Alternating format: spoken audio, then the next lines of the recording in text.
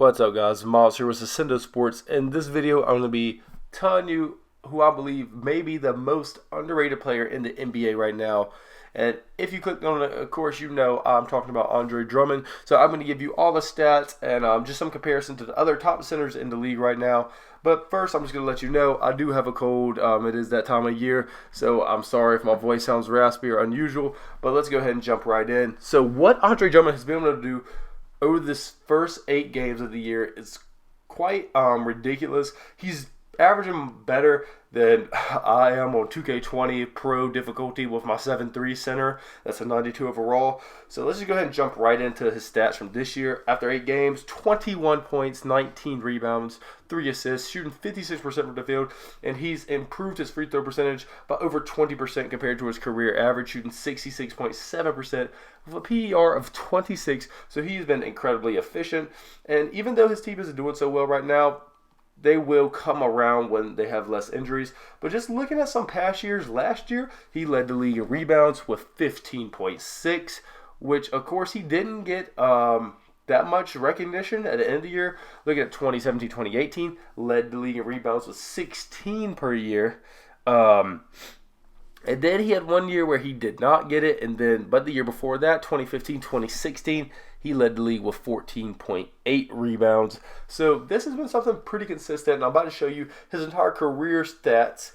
Ever since his second year in the league, he's been averaging a double-double. And just look at that amount of games he plays: 81, 82, 81, 81, 78, 79. That is ridiculous that he could be this strong, this big, this physical, and play that many games.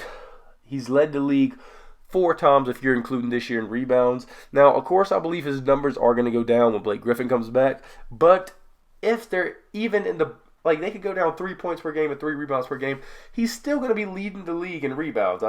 So comparing him to the other centers in the league, he doesn't get respect as being a top center because his game isn't that diversified. So we look at Jokic. Of course, he's a much better playmaker, the best playmaking center. He can also stretch the floor. He's all around really solid. He's a great defensive player.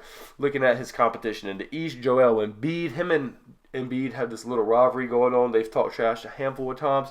Now, Embiid, yeah, he can stretch the floor better than Drummond, but he's still not great. Not as good as many people think he is.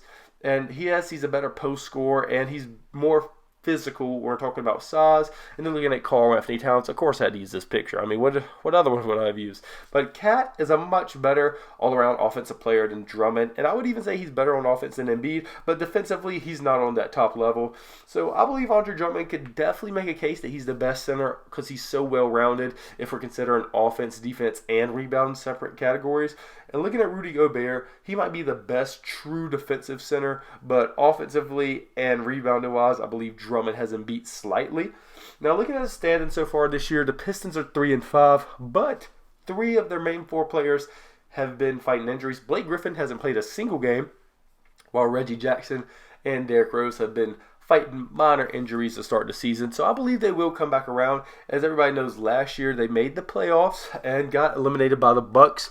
But if Blake Griffin and Drummond keep working on their chemistry, I believe there's a good chance they can make it past the first round in the East right now. Now, of course, as I mentioned, Blake Griffin, he will be coming back soon, which will make Drummond get a few less rebounds and a lot less possessions on offense. But as his time in the league has carried on, Drummond has got a lot more possessions year by year.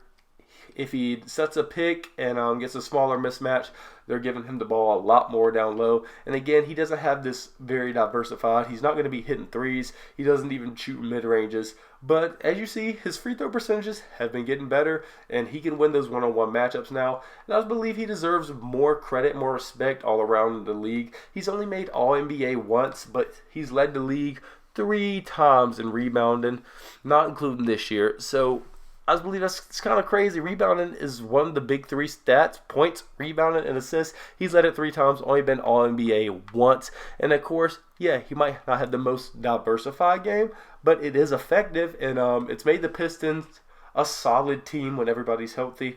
So I believe this year, if those numbers continue, and even if they dip a little bit, he might get 5 less points a game and 2 or 3 less rebounds. But those are still ridiculous numbers. That should definitely earn him a unanimous All-Star. There's no way he misses the All-Stars averaging that much.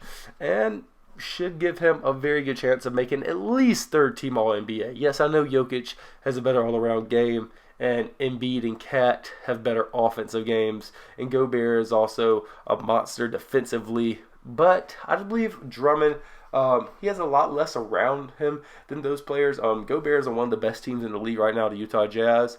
Looking at Embiid, he might be on the best team in the East, in my opinion. So they have weapons around him that makes life a little bit easier. When you have Ben Simmons guarding somebody, Tobias Harris, and Josh Richardson, now Horford, yeah, they're going to miss more shots. You're going to get more rebounds. Same for Rudy Gobert. It's going to be easier to get rebounds. Now we're in the case of Andre Drummond. You have Derrick Rose, who's had like 8 injuries. You have Luke Kennard and Reggie Jackson. I mean, those aren't premier defenders, just to be quite honest. So Drummond, again, has a little bit less opportunity than some of these other players out there. And offensively, Mike Conley, Donovan Mitchell, Bogdanovich, and Ingles, I mean, Rudy Gobert gets a lot more one-on-one opportunities. There's a lot more switching and cutting on that roster. Very much so for Embiid. Now, Embiid's a little bit different because Ben Simmons, yeah, he can't shoot yet, and that makes the floor a little bit tighter than it should be. So Embiid does have a tough time scoring. But, I mean, a lot of these teams are really built well around their star centers. We look at the Timberwolves. They try to make sure everybody can shoot, but Cat can also shoot. So it's just a really good way for him to get ISO situations down low.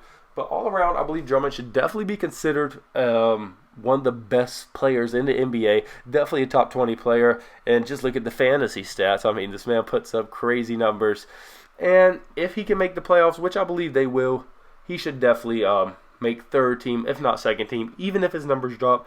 As long as there's not a significant injury that keeps him out for a long amount of time, I believe he'll have that honor wrapped up. So thank you guys for watching. Let me know what you think, and I hope you have a great day.